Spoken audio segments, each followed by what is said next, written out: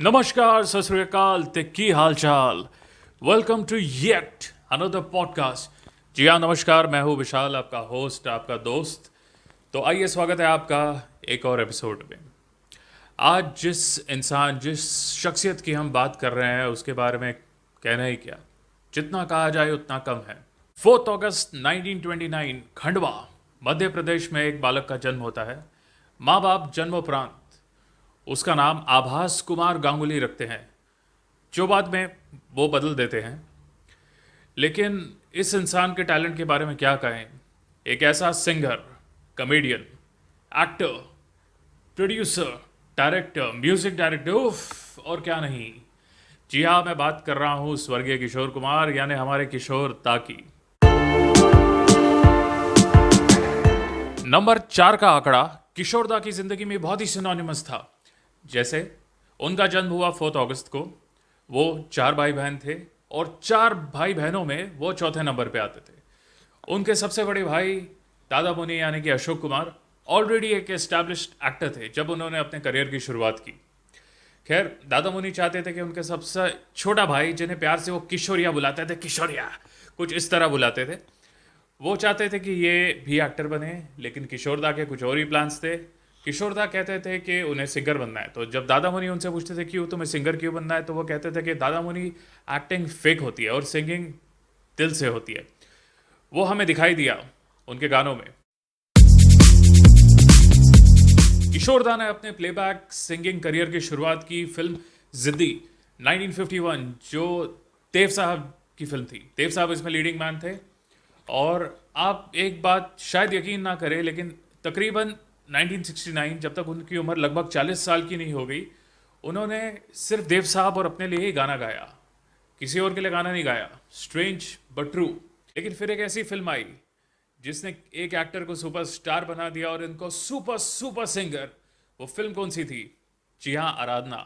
1969 में रिलीज हुई आराधना, और उसने कागजी को तो सुपरस्टार बनाया ही, साथ ही में किशोर दा को एक अलग ही लेवल पे पहुंचा दिया। किशोर दा की खासियत ये थी कि जिस भी एक्टर के लिए गाते वो, ऐसे लगता कि हूबहू वही गा रहा है।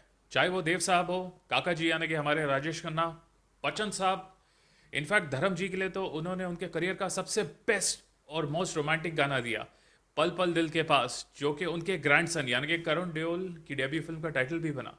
चाहे वो शत्रु जी हो, ऋषि कपूर साहब हो, यानी 80s के उभरते हुए सितारे जैसे कि संजय दत्त और अनिल कपूर को भी उन्होंने अपनी आवाज़ दी। दादा मुनि और किशोर दा का रिश्ता बहुत ही प्यारा था, क्योंकि दादा मुनि सबसे बड़े थे और किशोर दा सबसे छोटे।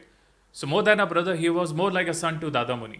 इनफैक्ट दादा मुनि ने अपने काफ़ी इंटरव्यूज़ में कहा भी है कि जब किशोर छोटा था तो उसका गला और नाक सर्दी से भरा रहता था, और वो किशोर कुमार को कहते भी थे अपने स्टाइल में कि किशोरिया, तुम गाते कम हो, भय भय ज़्यादा करते हो, क्योंकि उन्हें तभी लगता था कि मैं किशोर कुमार से बेटर गाता हूँ। अनफॉर्चुनेटली जब किशोर दा की डेथ हुई 13 अक्टूबर 1987, इतफाक से उस दिन दादा मुनि का बर्थडे था। Life is sometimes stranger than fiction. जैसे एक क्रिकेटर की पहचान उसके रेंज ऑफ स्ट्रोक से होती है, वैसे ही एक म्यूजिशियन, एक सिंगर की पहचान भी उसके रेंज से होती है। ऐसे कौन से मूड का गाना है जो किशोर दा ने नहीं गाया?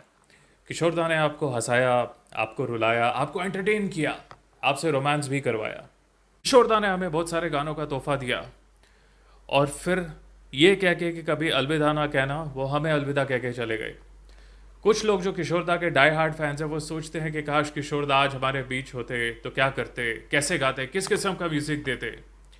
लेकिन सच बात तो यह है, किशोर दा कहीं गई नहीं है। वो अपने गानों, अपने म्यूज़िक के ज़रिए हमेशा हमारे साथ रहेंगे।